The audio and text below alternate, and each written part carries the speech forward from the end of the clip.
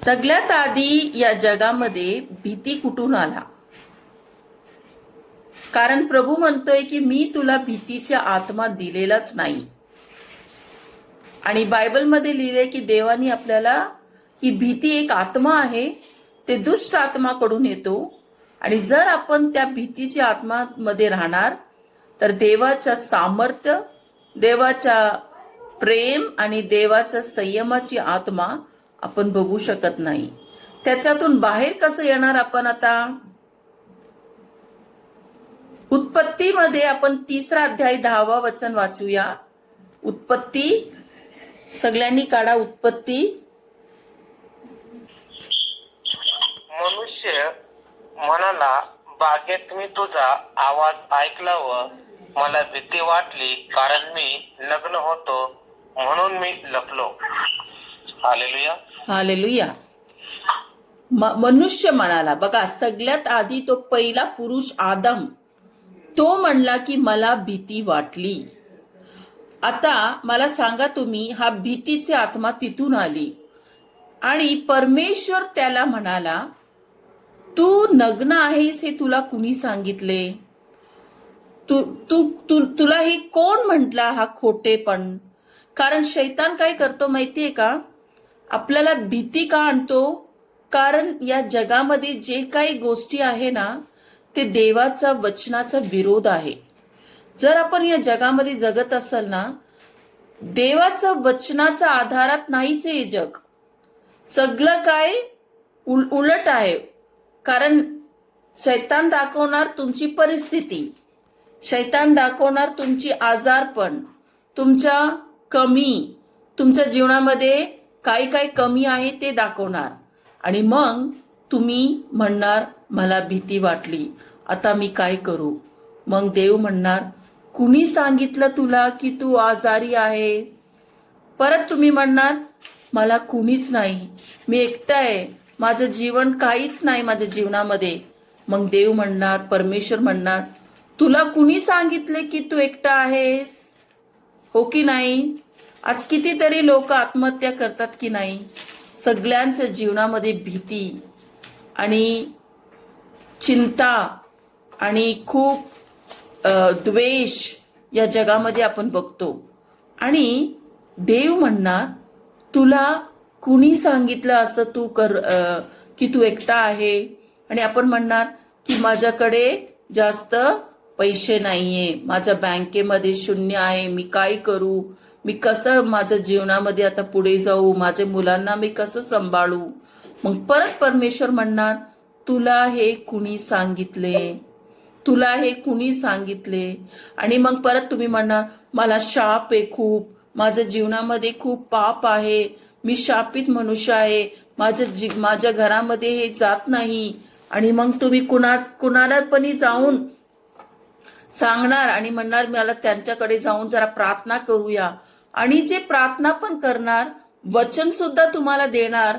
आणि जर तो मनुष्य वचन व्यवस्थित देणार नाही, कारण वचन शैतानाला पण माहिती आहे, आणि तो मनुष्य तुम्हाला म्हणणार, अरे बापरे, तुझ्या जीवनामध्ये खूप शाप आला आहे म्हणून तू आता तुझा त्रास झालेला आहे. मग तुम्ही चुकीचं वचन ऐकणार आणि मग तुमच्या आतमध्ये काय येणार? भीती. मग परमेश्वर म्हणणार, तुला कुणी सांगितले की तू शापित आहे? कारण जेव्हा आपल्याला वचन माहीतच नाही तर आपण असं शैतानाचं जे काय म्हणतो आपण, डिसेप्शन को क्या बोलते, धोका देणारा शब्द शैतानाकडून आपल्याला मिळणार. कारण शैतानाला माहित आहे की याला वचन माहीत नाही, आपण ह्याला असा कुणाच्या द्वारे भीती, चिंता आणि द्वेष आणायचा प्रयत्न करणार. तर म्हणून आपल्याला प्रभूच्या वचनामध्ये जास्तीत जास्त टाइम घालायचं. प्रभूच्या वचनामध्ये माझ्यासाठी काय लिहिलेलं आहे? मी विजयी आहे, माझ्यामध्ये माझं येशूचे आत्मा आहे. आणि प्रभू म्हणलाय, जिथं कुठं तू जाशील तिथं मी तुझा बरोबर आहे. आणि प्रभू म्हणलाय, माझ्यापेक्षा मोठा मोठा कार्य तू करणार. हे सगळं वचन आपल्याला या जगात मिळणार नाही. तुम्ही गुगलमध्ये सर्च करा किंवा टीव्ही बघा किंवा न्यूज चॅनलमध्ये बघा, तुम्हाला सगळं काय मिळणार? जगाची खोटी बातम्या, भीती देणारी, चिंता देणाऱ्या बातम्या. पण देवाचं वचन आपल्याला सामर्थ्य देतो. देवाचं वचन आपल्या आतमध्ये आशा देतो, शांती देतो. म्हणून येशू म्हणलाय की मी तुम्हाला या जगात, हे जग तुम्हाला शांती देणार नाही, पण मी आलोय तुम्हाला भरपूर शांती देण्यासाठी. तर मला सांगा, जर येशू स्वतः वचन आहे, बायबलमध्ये लिहिलंय की तो वचन देहरूप धारण करून आला, योहन्ना 1 अध्याय 1 वचनमध्ये, आणि तो आपल्यामध्ये राहिला आणि परत त्यांनी पवित्र आत्मा आपल्याला दिला आणि म्हणला की हा पवित्र आत्मा तुला सगळं सत्याचं प्रगटीकरण देणार. सत्य म्हणजे काय? वचन. प्रभू म्हणलाय मार्ग, सत्य आणि जीवन मीच आहे. या जगामध्ये सगळं तुम्हाला फक्त एक थोडं टाइमसाठी दिसणार जे काय आहे, पण फक्त आणि फक्त येशूचंच वचन सत्य आहे. हालेलुया, धन्यवाद येशू. तर मला सांगा, जेव्हा अब्राहम होता, तुम्हाला माहित असेल अब्राहम कोण होता? तो निसंतान होता ना, सगळ्यांना माहिती आहे. अब्राहमाच्या जीवनामध्ये कसं देवानी कार्य केला तुम्हाला माहितीये. ते तुम्ही नंतर वाचा, रोमकरा 4 अध्याय तुम्ही नंतर वाचा. पण मला एक गोष्टी त्याच्यातून सांगायचं होतं. अब्राहम एक माणूस होता, तो खूप 100 वयाचा होता. त्याच्या जीवनामध्ये तो निसंतान होता, त्याला मुलं नव्हते. आणि देव त्याला म्हणला की मी तुला काय देणार? या जगाचा तू, म्हणजे देव म्हणला की तुला मी पूर्ण राष्ट्राचा पिता तुला मी बनवणार आहे, तुला एवढे मुले देणार आहे. पण मला सांगा, तेव्हा तो ऐकला आणि त्यांनी त्याचाच परिस्थिती बोलला की नाही? अब्राहम काय बोलला? मी कसं राष्ट्राचा पिता होणार? मी तर 100 वयाचं झालो आहे. मला तर माझी बायको पण म्हातारी झाली, मी पण म्हातारा झालाय, मला कसं बाळ होणार? आपण पण जेव्हा देवाकडे येतो, वचन ऐकतो आणि आपण ते वचनाचा विरोध आपण बोलतो. अरे डॉक्टर म्हणला मला असं, अरे मी डायबिटीज आहे, अरे मला हे प्रॉब्लेम आहे, अरे मी आजार आहे, अरे मला डॉक्टरांनी हे बोललं, अरे माझ्या घरामध्ये खूप खूप खूप परिस्थिती बिघडलेला आहे, माझ्याकडे खूप पैशाचं कमी आहे. आपण देवाचा विरोध बोलतो. तर तुम्ही मला सांगा, कुठलं आत्म्याचं शब्द आपण बोलतो? मी तुम्हाला म्हणली, शब्द हा आत्मा आहे. 2 जग आहे, आत्मिक जग आणि शारीरिक जग. आपण राहतो शारीरिक जगामध्ये. आत्मिक जगापासून आपल्याला देवाचं वचन आत्मा आहे, शब्द हा आत्माच आहे. पण ते 2 आत्मा आहे, एक दुष्ट आत्माकडून येतो आणि एक पवित्र आत्माकडून येतो. पवित्र आत्माकडून येणारा शब्द वचन आहे, देवाचं वचन. आणि दुष्ट आत्माकडून येणारा वचन आहे शैतानाकडून. तर आपण कुठला शब्द बोलतो आपल्या तोंडातून?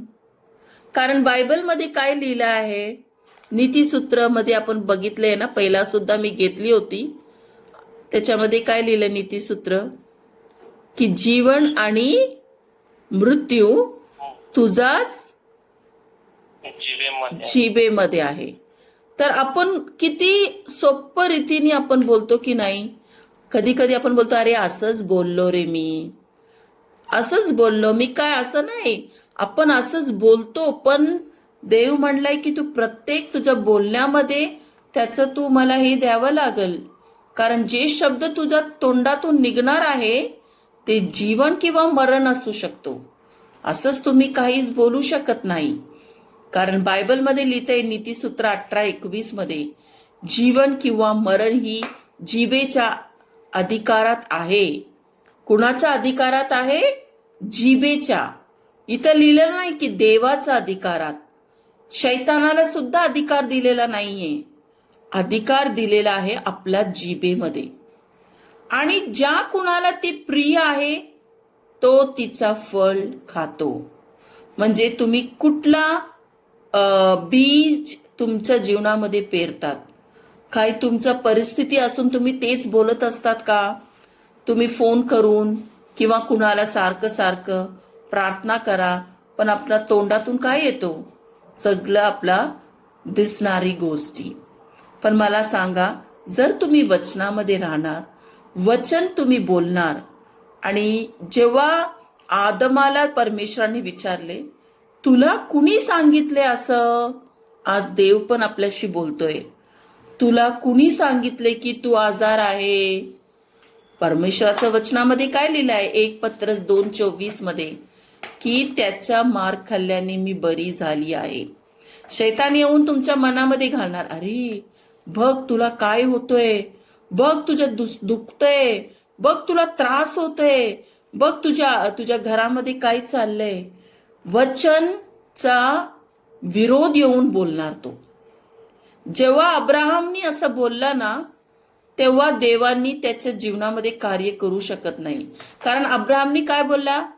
मी म्हातारा आहे, माझी बायको म्हातारी आहे, मला मुलं बाळ होणार नाही. त्यांनी काय बोलला? मरणाचा शब्द बोलला. कारण देव म्हणले की जीवन किंवा मरण ही जिभेच्या अधिकारात आहे. म्हणून देव म्हणतो की जे वचन, मग नंतर त्यांनी देवाच्या वचनामध्ये विश्वास ठेवला आणि देवानी त्याला कल्पना करायला सांगितला की तू बघ ते एवढे तारे असणार, जेवढे तारे दिसत आहे तुला, तेवढे तारे तुला मी राष्ट्रांचा पिता बनवणार. आणि जेव्हा त्यांनी ते वचन ऐकला तेव्हा तो काय झाला? त्याला मुलगा झाला, इसहाक म्हणून. तसंच आज आपल्या जीवनामध्ये पण आपण किती प्रार्थना कर, पण जर तुमचा जीभ शब्द देवाचा विरोध असणार आणि तुम्ही तेच बोलणार, तर ते कार्यामध्ये होणारच नाही. कारण बायबलमध्ये लिहिलंय की तुमच्या जिभेमध्ये अधिकार आहे आणि तुम्ही तेच फळ बघणार. तर आज आपल्याला एक निर्णय घ्यायचा आहे की मी माझा सकाळपासून संध्याकाळपर्यंत, रात्री होऊपर्यंत माझा शब्द किंवा मी काय ऐकतो, माझ्या हृदयामध्ये काय जातो जास्त जास्त, काय मी असे लोकांबरोबर बोलत असतो का जे नकारात्मकच बोलतात, ते फक्त त्यांचा त्रासच बोलतात, आणि ते ऐकून सुद्धा तुमचे शब्द तुमच्या हृदयात जाणार. कारण शब्द हा आत्मा आहे. तुम्ही लगेच त्याचा शब्द थांबवायचं. जर तुमच्याकडे येऊन कुणी पण सांगणार, अरे असं झालं तसं झालं, हे सगळं तुम्ही ऐकायचं नाही. तुम्ही बोलायचं, अरे भाऊ, अरे बहीण, वचनमध्ये असं लिहिलंय ते बोला तुम्ही. कारण तुम्ही जे बोलत आहे मरणाचं शब्द बोलत आहे, आणि तेच तुम्ही तुमच्या जीवनामध्ये फळ बघणार. तुम्ही म्हणा की मी आरोग्य माझं जीवनामध्ये देवांनी पूर्ण बरं केलं आहे, मी आशीर्वादित आहे, माझं कुटुंब आशीर्वादित आहे, मी आणि माझा कुटुंब देवाचा सेवा करणार, माझ्या जीवनामध्ये कुठलंही कमी गटी नाही आहे, मी एकटं नाही आहे, प्रभू माझा बरोबर आहे. जर आपण हा वचनाचं आपण शब्द घेणार, शैतानाचा ऐकणार नाही, तर काय होणार? शैतान पळून जाणार आणि आपण देवाचा कार्य बघणार. तुम्हाला माहित असेल, येशू ख्रिस्त पण जेव्हा 40 दिवस उपास करून ते जंगलात होते, तेव्हा शैतान येऊन येशू ख्रिस्ताकडे पण येऊन म्हणला, वचन त्याला माहित आहे, त्यांनी वचन घेऊनच येशूकडे आला. वचनच घेऊन येणार तो आपल्याकडे. आणि येशूला म्हणला की जर तू देवाचा पुत्र आहे तर हा दगडाला भाकरी करून दाखव. तर येशूनी काय म्हणले? वचन बोलले की नाही? ते शैतानाला बोलले का, अरे जा तू, काय म्हणतो तू, असं त्याला रागवले किंवा नाही? शैतानाला वचनानेच परत बोलले की मनुष्य फक्त भाकरीनी नव्हे परंतु प्रत्येक वचन देवाच्या वचनाद्वारे तो जगेल. हालेलुया. धन्यवाद येशू. तसंच आपल्या जीवनामध्ये जर परिस्थिती असेल, तुम्ही ते परिस्थिती बोलायचं नाही. प्रभूचं वचन जर तुम्ही बोलले, त्याच्यामध्ये तुम्ही राहिले, आपल्या जीवनामध्ये तुम्ही कार्य सुद्धा बघणार आणि देवाचा गौरव बघणार. हालेलुया. धन्यवाद येशू. तर तुम्हाला समजलं आज की प्रभू काय म्हणतोय आपल्याला? आवाज येतोय माझं? हालेलुया. माझा आवाज येते सगळ्यांना? हो हो. हा. तर प्रभूचं वचन आज आपल्याला काय शिकवले की वचन हा आत्मा आहे. ते आत्मा, भीतीचा आत्मा येत असेल, जर भीती असेल तुमच्या जीवनामध्ये, तर तुम्ही खूप गंभीर व्हायला पाहिजे. कारण ही भीती एक आत्मा आहे आणि तुम्ही शैतानाला काय दिले? कार्य करायला तुम्ही त्याला जागा दिले. तर भीती यायला नाही पाहिजे. प्रभूचं वचन जर तुमच्यामध्ये असणार तर तुम्ही भिणार नाही, विश्वास येणार. कुणी सांगणार मला? नामदेव भाऊ नाही सांगणार, दुसरे कुणीतरी सांगा की कुठं लिहिलंय की वचन ऐकल्यावर विश्वास येतो म्हणून. कुणी सांगू शकता का मला? नामदेव भाऊ नको बोला, दुसरा कुणीतरी सांगा. वचन ऐकल्यावर विश्वास येतो हा कुठल्या वचनामध्ये लिहिलाय? हॅलो, माझा आवाज येते सगळ्यांना? वचन फक्त आणि फक्त येशू ख्रिस्ताचंच वचन तुम्ही ऐकणार आणि अभ्यास करणार, त्याच्यामध्ये तुम्ही राहणार तर विश्वास येतो. हे कुठला बायबलचा वचनामध्ये लिहिलेलं आहे? फक्त वचन ऐकून जाऊ नका. जर तुम्ही येत असाल तर एक बुक आणि पेन घेऊन लिहा. माझं नम्र विनंती आहे तुमच्याकडे. कारण वचन खूप खूप खूप गरजेचं आहे आपल्या हृदयामध्ये ठेवायचं. जर आपण लिहिले नाही ना तर ते हृदयामध्ये पण जाणार नाही. मग लिहायला का म्हणते? कारण ते लिहून लिहून आपण वाचले ना, मग ते कधी आपण विसरू शकत नाही. कारण या जगामध्ये आपण जगत असताना आपल्याला विश्वास फक्त आणि फक्त येशू ख्रिस्ताचंच वचनाद्वारे येतो. आणि आज ते लिहिलं आहे, मी सांगणार, ते तुम्ही लिहून घ्या. रोमकरास 10वा अध्याय 17वा वचनामध्ये लिहिलेला आहे. रोमचा 10वा अध्याय 17वा वचन. तर मग ऐकण्यामुळे विश्वास होतो आणि ख्रिस्ताचा वचनामुळे ऐकणे होते. Praise the Lord. हालेलुया. येशू ख्रिस्ताचाच वचन तुम्ही ऐकणार, येशू ख्रिस्ताचाच वचनामध्ये तुम्ही राहणार तर तुमच्या आतमध्ये विश्वास येणार. आणि विश्वासाशिवाय देवाला आपण प्रसन्न करू शकत नाही. देव प्रसन्न होऊनच ते कार्य कधी होतो? विश्वास जेव्हा तुमच्या आतमध्ये येणार. आता तुम्ही मला म्हणणार की ताई, तुमच्यामध्ये खूप विश्वास आहे, आमच्यामध्ये कमी आहे विश्वास. असं काही नाहीये. तुम्ही जेवढे वचनामध्ये तुम्ही अभ्यास करणार तेवढे वचन तेवढा विश्वास तुमच्या आतमध्ये येणार. तुम्ही वचनामध्ये जर दिवस आणि रात्र जर राहणार तर वचन तुम्हाला विश्वास, कारण बायबलमध्ये काय लिहिलंय? वचन विश्वास येतो कसं? वचन ऐकल्याने, वाचनाने, त्याचा अभ्यास केल्यावर. तर तुम्ही मला सांगा, तुम्ही तर जास्त माझ्यापेक्षा विश्वासामध्ये जगू शकता जर तुम्ही माझ्यापेक्षा जास्त समय दिला वचन शिकण्यासाठी, हो की नाही? तर असं नाही की कुणाला कमी कुणाला जास्त आहे, पण विश्वास येतो वचनामुळे. म्हणून आपण जेव्हा वचन ऐकतो किंवा वचनामध्ये आपण राहतो, ते वचन हृदयामध्ये खूप खूप गरजेचं आहे ठेवायचं. कारण जेव्हा शैतान येणार मग तुम्हाला त्याला उत्तर द्यावं लागेल की नाही? नाहीतर वचनच माहीत नसेल तर शैतान काय करणार? अरे बघ आता जग काय म्हणतोय, बघ तुझं काहीच होणार नाहीये. आपण दोन दोन ह्याच्यामध्ये पाऊ देऊ शकत नाही. बायबलमध्ये लिहिले तुम्ही दोन ह्याचा मालक होऊ शकत नाही. एकतर देवाचं वचनामध्ये राहा, आत्म्यामध्ये जगा आणि विश्वासामध्ये वाढा आणि सामर्थ्याने तुमचं जीवन तुम्ही बघू शकता, किंवा तुम्ही जगामध्ये राहणार आणि तुम्ही जगाची गोष्टीमध्ये तुम्ही वाहू जाणार. कारण बायबलमध्ये येशू स्वतः म्हणले की एकतर तुम्ही काय म्हणतो गरम गरम राहा किंवा थंड राहा.